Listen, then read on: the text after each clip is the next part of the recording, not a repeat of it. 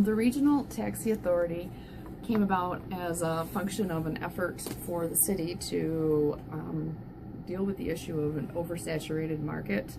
So essentially what we found by doing an inventory of the number of cab companies and drivers in East Lansing is that they're just too many, and our ordinance actually requires that we consider the impact on wages of having too many taxi cab companies licensed. You know, we're very excited about it. We hope that we're also working with the Lansing Capital Area International Airport to work with them on licensing drivers to pick up. They can drop off currently at the airport, but they can't pick up.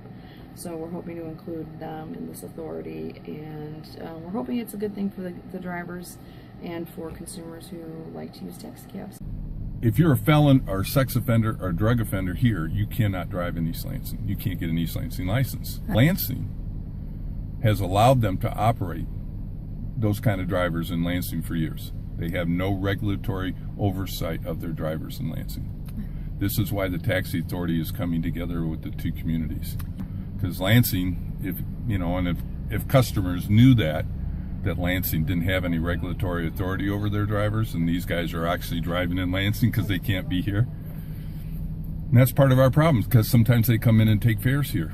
If you want to operate a cab if you want to be a cab in this town, you really should have all your drivers go through background checks and be licensed through the city of East Lansing. In order to drive, we have to have a background check, to the company, and then also we have to go through a background check for East Lansing too. It's got an East Lansing permit. Uber drivers, they don't have to do that. They just say, hey, yep, we're an Uber driver, come ride with us, and you have no clue what that person's going to be like. We appreciate the convenience of Uber, but we're still trying to wrap our arms around what the impact is going to be regionally. So there's definitely a push-pull at this point between local government and the legislature on this issue. You're in an MSU community, and you're a governmental unit that has a responsibility to make it safe. Uber's not safe. And they've done just the opposite of what they said they were going to do. They brought in drivers now. We don't know. They don't know. They don't even know who the Uber drivers are. I haven't gotten any complaints about any sexual harassment issues in an Uber vehicle.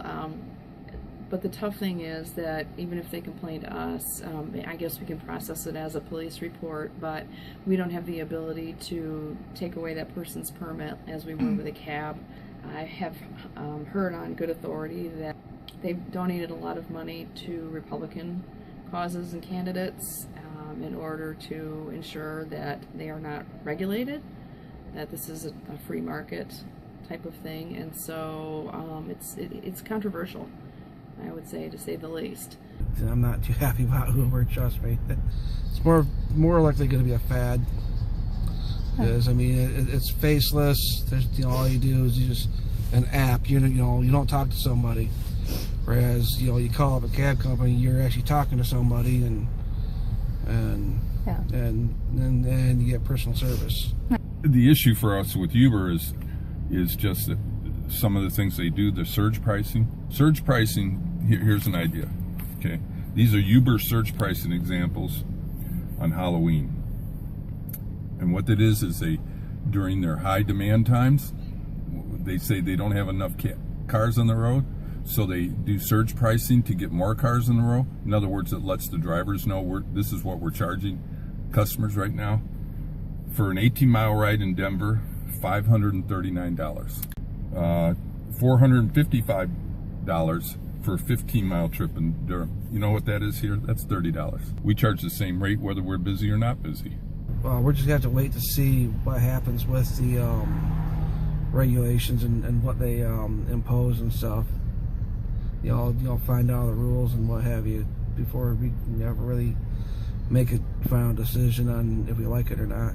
If you're with Uber, you get in an accident, you as a passenger are not covered, you pay your own medical expenses. And eventually it's going to get real bad. Somebody's really going to get hurt. But then it'll be too late. Uber out of East Lansing. because I think it creates an unsafe environment for the kids, the students.